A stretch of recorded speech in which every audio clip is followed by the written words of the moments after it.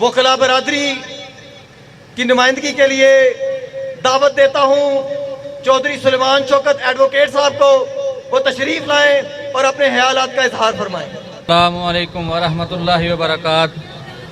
पाक फ़ौज ने बुनियान अल मरसूस प्रोग्राम जो किया, अल्हम्दुलिल्लाह उसके अंदर फ़तह हासिल हुई और पूरी दुनिया के अंदर मुसलमानों को इज़्ज़त मिली और पाकिस्तान इस वक्त एक लीडिंग रोल अदा कर रहा है पाकिस्तान दुनिया के अंदर मुसलमानों के अंदर, अल्हम्दुलिल्लाह। इसके ऊपर हम अल्लाह का शुक्र अदा करते हैं और पूरी पाकिस्तानी कौम को भी इस पर मुबारकबाद पेश करते हैं और हम यकीन दिलाते हैं पाक फ़ौज को कि पाकिस्तान की आवाम और पाकिस्तान के वकाला इंशाअल्लाह अपनी पाक फ़ौज के शाना बिशाना हैं और उनके साथ होकर हम इंशाअल्लाह पाकिस्तान के दुश्मनों के साथ लड़ेंगे।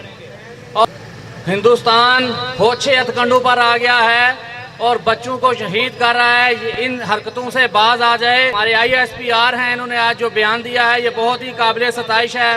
उन्होंने कहा कि अगर सिंध तास मुआहिदा ख़त्म किया गया हिंदुस्तान की तरफ से तो 5 के 5 दरिया अल्लाह के फजल से पाकिस्तान के पास होंगे और ये बहुत बड़ा पैगाम है अल्लाह के फजल से दुश्मनों के लिए।